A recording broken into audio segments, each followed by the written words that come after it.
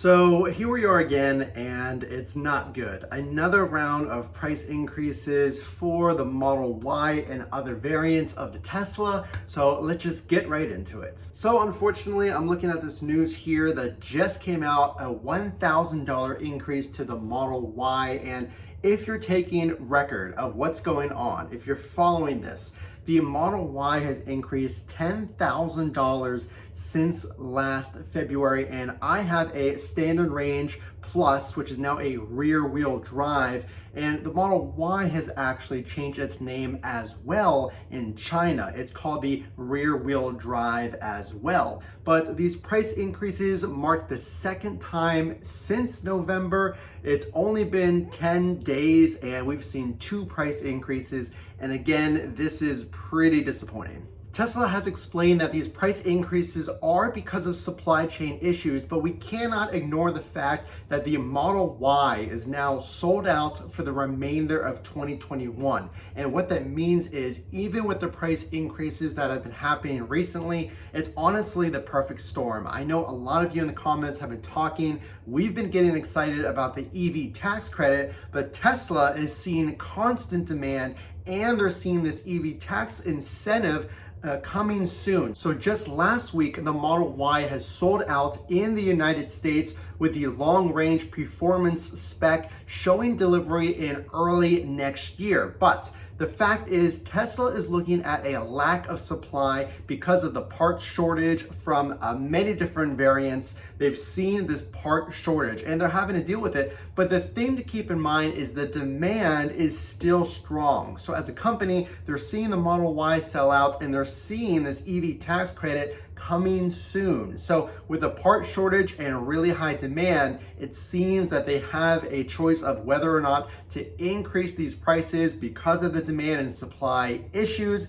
And unfortunately, we've seen multiple price increases. So as a comparison, for the same exact Model 3, if you're looking at a Model 3, as of when I ordered my Model 3 back in April of last year, just for the base price, I've seen a $5,000 increase for the exact same car. But keep in mind, this EV tax credit will be voted on shortly in the coming days, and that will give you a $7,500 incentive with a $500 bonus incentive for batteries produced in the United States. And that will go towards your 2022 tax return. So if you owe money, $7,500 will wipe that balance out and you will keep the remainder. That just changed. It's now a refundable bill. So you do have that incentive, but unfortunately with these price increases, when you really look at what you're getting versus the incentive, it's honestly getting to the point where it's almost a wash with all of these price increases, unfortunately. But that doesn't change the fact that Tesla brings something completely new to the table.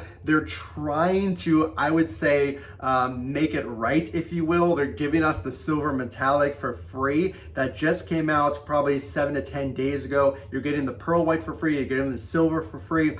I know it's a tough pill to swallow because these price increases, but like I said, the demand is super high and you have a choice. Do you order now or do you wait until perhaps when supply chain picks up, the prices maybe come down, and maybe you want to see how this EV tax credit shakes out, because there's no guarantee. Just keep in mind, there's no guarantee that it's going to stay refundable. You might have to forfeit whatever balance you don't essentially use. So let's say you owe $1,000 on your taxes, the EV tax credit will wipe that out.